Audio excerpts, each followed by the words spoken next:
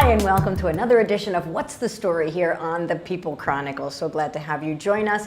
Please don't forget to like us on Facebook and follow us on YouTube because there are so many really amazing and interesting stories that happen right here in this community. And I get curious, I know you do too. I bet you've heard of Casa, or you've heard of Johanny. Hey, yeah, that's Johanny. Did you ever meet her? Maybe you did. Hi, Johanny. Hi. How are you, Joe? I'm good. I had to share that because, honest, I remember when Casa opened up, and the buzz was, hey, did you try that new restaurant on Penn Street? And of course, I went over and tried it. I was like, ooh, this is good. And I had to bring my husband up because he loves Spanish food. So we went up and we enjoyed that. And then it's like, well, who's running that? And then it was Johanny. I thought, I have to meet this Johanny. And that's what other people would say too. So I'm glad that we met. You are a delight. And over the years, you know, and I kind of watch you come up and you're very focused. It's kind of like, there's a lady who has her eye on the ball. Thank you. And so I wonder, what's the ball for you? What is that? You're going to make me cry, Joe. There's no crying in baseball. True, right? That's true. No, I do mean that. You're focused, and there is. It seems to me there's a goal for you, and you do a lot of things, but you're after that, and you're getting it. So what is it for you? Gosh, you know, when I think about what it is, you know, a lot of the things that I do, they're innate. It's like a vocation of mine. I've always been one since a very early age that like to help others. And I find that things are just so easy to solve, and I think that we as people make things so much more difficult than what they need to be. Oh, that's true. And you know, when I was in high school, I remember, you know, being Latina, Hispanic, you know, I grew up most of my years in New York City, at least my high school part of my career. And, you know, when applying to college was like, you know, I was the first one in my household, so my parents were clueless. Then the guidance counselor was pretty much like, oh, well, there's the room, there are the books, figure it out. So I was like, oh my gosh, I don't know what I'm gonna do. And then I wanted to be a fashion designer. I wanted to be so many different things.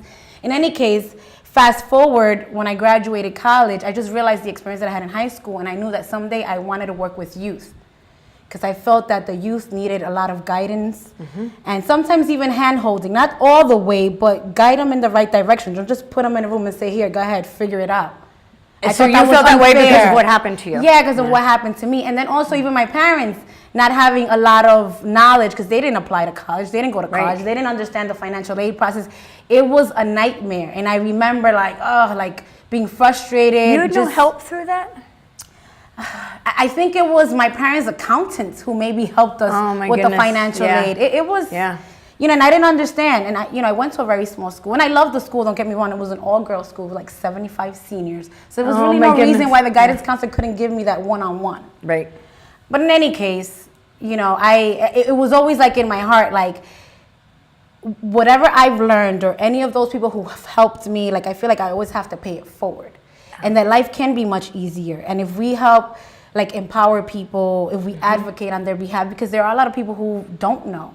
I mean, my parents did raise me to be kind of tough, strong, and independent, and if you don't know it, you figure it out, you find it, or you create it. That served you well. Oh my gosh, served you really well. You know, both my parents, I have to say, like, my mom, you know, always strong, independent woman. Like, she came into this country and she was like, I'm gonna learn English. And she got her GED, learned English. Oh my gosh, yes. My dad was more of a laborer. He worked with his hands. His family was a lot, they were more in poverty as he was growing up than my mother was. So for him, he couldn't afford glasses. I think he dropped out of school maybe in the 7th grade. He couldn't see, and they couldn't buy him glasses. So he was like, what the heck? So he just went to work. You can't read. Right. So, and then he's very creative, very artistic. So I have like a nice balance. And then my mom is like, she doesn't take no crap from no one. She was the youngest child of 14 kids. Oh my goodness. So she was the only one, I have to say, that when she came into this country, she worked, very independent. All her sisters were housewives, which is not wrong with that. Right. Stay-at-home moms, you know, took care of the family, but not my mom. She's got to be really proud of you. Yes, and I'm very proud of her. Yeah. Because she broke ground, you know, and I remember too, when I was going away to college, she didn't want me to go away. Oh. She didn't want to let go. Well, you were the baby.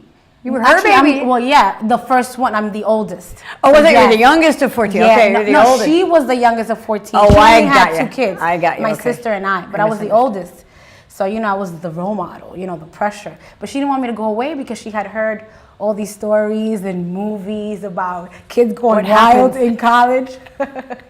There'll be none of that for you, Johanny. Not at all. What did you study? You know what? I majored in French and I minored in Spanish. Goodness. I did a study abroad in Paris. I did a summer. Again, I was always like rebellious in a way and a risk taker. Very young age, I've always been like, well, I'm going, Mom, whether you like it or not, I'm out. And then she didn't, she had to. I mean, with tears in her eyes, she took me to campus. And then now she's like, that was the best decision she ever made. Yeah. Well, you made that. You sound like somebody since you were a little girl that you had these dreams. And darn it, you weren't letting go of a single one, and nobody was going to tell you no. Yeah, I was a little stubborn and hard-headed. And in fact, I remember, as a little girl, like my uncles and aunts would be like, oh, this little brainiac. Like she, because I always had an answer for something, or I always had to question something, and you couldn't say, no, when there's a way, there's a will. And that's my parents' fault, because my dad will always say, querer es poder, and that's what that means. When there's a will, there's a way. Yeah. So, this is how they raised me. Well, you personify that. I'm still stuck on French and Spanish, really? Yeah. So how did French and Spanish go to? Gosh, this is gonna take longer than no, just kidding. It's okay, I got time. You got time? Yeah. So remember growing up, I go, on my way going to college, I really wanted to be a fashion designer. See, my dad, while he had limited abilities because he couldn't afford glasses, he drew. Like, he was so artistic. Like, my dad could look at you and paint you. Oh my gosh, amazing, talented man, right? So I wanted to be a fashion designer because I like to draw as well. And even my sister, I have a lot of cousins on my father's side that all paint, do either graphic design, or sing. Like, there's that creativity. Yep. So I wanted to be a fashion designer. My parents, being loving parents as they are, they discouraged me from that. They were like, you're going to go to college, become a teacher, become a lawyer, get a real career, right? Mm-hmm. Anyway, since that didn't happen, here I am at SUNY New Paltz, because I went to upstate New York, one of the State University of New York at New Paltz, and I was indecisive. They didn't have fashion design. So, I went for a Bachelor of Arts, but I've always enjoyed languages and French. I wanted to go to Paris. That was kind of like my connection, even though I didn't. Well, it got you there. It did. No, and so then I said, okay, well, maybe I will work for the United Nations as an interpreter or something. Then I find out you need 5 languages. I was like, damn, now I only have 5 languages. Excuse my language. Right, sorry. It's all good. So then I said, okay, well, maybe I could become a teacher. In any case, when you're in college, you really don't know. This is true. Until you actually get out into the real world and you start working. So it wasn't until I started working for a real estate management company in New York, taking people's complaints. I'm like, great. So it was like I was in line to help people solve their problems. Then I went and I pursued a master's degree. I went to Long Island University for guidance counseling. Oh my Because goodness. in the midst of all of that, I always knew I wanted to work with back to helping people. I wanted to work with children and youth. Again, because of my experience, it was always in my heart. I have to be in that position. And I remember while pursuing my master's degree and working for this management, property management, real estate management company, I saw an ad in the New York Times for an administrative assistant for this agency called Grand Street Settlement, located in the Lower East Side of Manhattan. Okay. And I saw the ad and I was like, what the heck? And, how often does that happen that you submit your resume and that you actually get called? You obviously did. I did. Of course. I said, because it was a social service agency and they provided services from prenatal to the elderly and everyone in between. I said, let me just get my foot in. I don't care if I'm an administrative assistant. Right. I just want to get in because eventually I'm going to be able to work with teenagers. Right. I went to do 2 interviews. I finally got the job. And I remember, making $28,000. I was maybe 24? Wow. But I was an administrative assistant, so it's my boss, he was the assistant executive director of the agency. It's I had to have this pitcher of water for him with X amount of ice, and I was just like, did I go to college to be serving water? Come on. But I was like, you know what, it's okay. This is what I have to do. I'm gonna make sure he has the best pitcher of water and his glasses are clean. In the meantime, I just need to get in this environment, right? Mm-hmm. And sure enough, I remember beginning, I think September 1st, 1998. By January 1999, he had resigned. Things happened, he resigned, and I was put in a school building. And then I was split between 2 programs, because if you're familiar with nonprofits and budgets and contracts and how they work. They couldn't give me a full-time, I had a full-time position, but they couldn't give it to me like in one area. So they had me split between, I remember working for like the Workforce Investment Act, helping adults, like training them on computer skills, helping them find jobs and go from welfare back to work. And then the other half of my day, I was working with junior high school students. So what happened? In 5 months, her eyes on the ball, she got what she wanted. I sure did. And that's where I knew, I'm like, you know what? It's all about, when you set your mind to do something, you can get it done.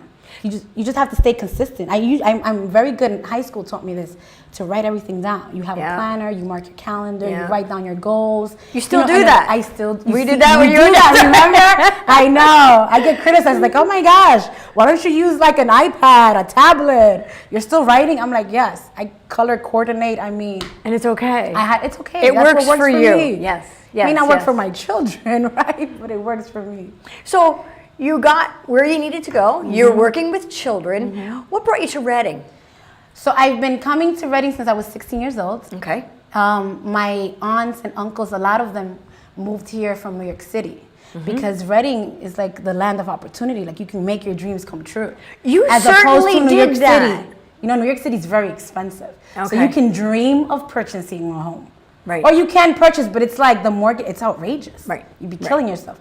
So when a lot of my uncles and aunts came here and they were able to purchase their houses, not a mortgage, they were able to purchase cash. I mean, that's how it used to be. And then repair it little by little. I just came to visit. I remember one spring break from high school, I hung out right on, 8th and Binghamton at my aunt's house. And I loved it. I mean, and then I would always come visit. And then eventually, when I actually graduated high school and moved to college, my mom made the move. Okay. She came to Reading and she purchased her house cash. So there's a lot of mentoring in your family. You seem to be very observant of what goes on around you, and you're very decisive as to what you want to do. So you got yourself in Reading. How did you get from 3 languages and helping youth to owning Mi Casa, Su Casa? Wow. Okay, you know what? My children. Okay, kids will do everything, so, right? I mean, I dedicated 10 or more years of my life to this the community nonprofit, center, the nonprofit, and I loved it. I mean, I saw children grow, become young men and women, become mothers, become college graduates. I mean, I get the chills because I'm still friends with a lot of them on Facebook. So I'm always monitoring. And when they say something inappropriate on Facebook, I send them a private message like, hey, you better watch what you're saying because you should be, I understand you're feeling this way, but try to be positive. There's enough negativity in the world. So I check them and they're like, oh, I'm sorry, Miss Johanny. So you're still mentoring. I love them. And I build relations not only with the kids, but with their mothers, their fathers. I mean, that's just what I did when I worked on the Lower East Side of Manhattan. And so, but then, I started having my children. Yes. So then here I am in New York City. Remember I told you I was pursuing a master's degree. So at some point in my life, even after my son was born, I had 2 jobs. Because the school principal liked me. I worked in a school building. I ran the community center after hours. Okay. And so I had a relationship with the school principal and she liked me so much. And I had also done my internship for her when I was doing my master's degree in guidance counseling that she offered me a position. She wanted me to work for her exclusively. And I was like, I can't leave my kids. I can't leave my program. So she gave me part-time work. Okay. So I was literally in that school building from 8 in the morning, sometimes all the way to 9, sometimes even 10 o'clock at night.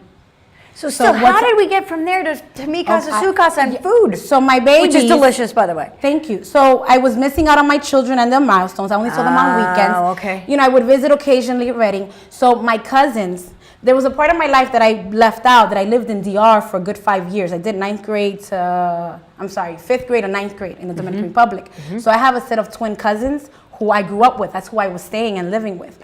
So when we were 12 or 13, we had made a pact that we were going to open up a business together. Oh, really? But they went ahead of themselves. Obviously, we grow up, we have lives, we have careers, we do other things. So they had opened up 320 Penn Street. It was called Cafe Di Gemelli's. Oh. And they had it, I think, from 2004 or 2005 till about when I was able to purchase it from them. So in one of my visits with my 7-year-old, my little girl over here, I came to visit and I remember I was like, oh my gosh, you didn't tell me you were doing this. You left me out. What happened to our pact? Yeah. But I was teasing. Right. And then things happened, and then They were gonna shut down eventually, and there was the opportunity, and I said, you know what, here it is. Let me come and take this on, and I can have my children with me. And that pact came full circle. The pact came full circle. It wasn't in fashion design, because that's one of the things that we wanted to do. It was all in the world of fashion.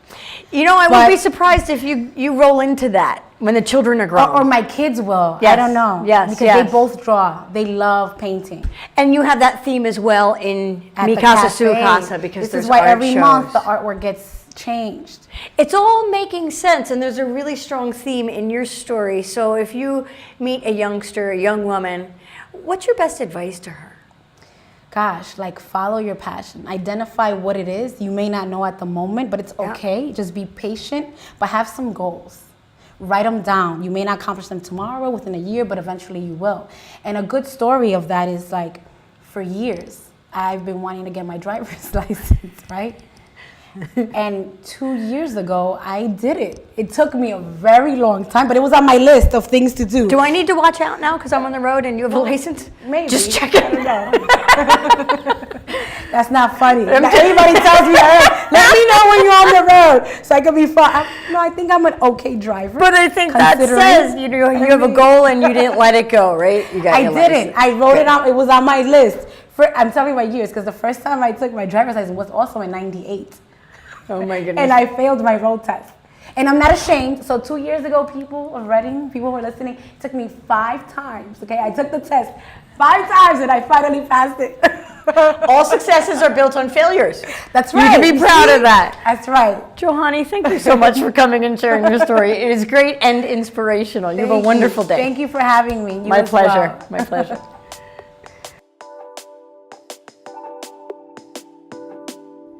Want to know more about who's doing what in Berks County? Check out the stories on thepeoplechronicles.com. These community stories are made possible in part by BCTV, Susie Ray Design, Queen City Family Restaurant, Lamar Advertising, Heidelberg Family Restaurant, Reading Air, Lions and Hole, Peanut Bar, and Kutztown University.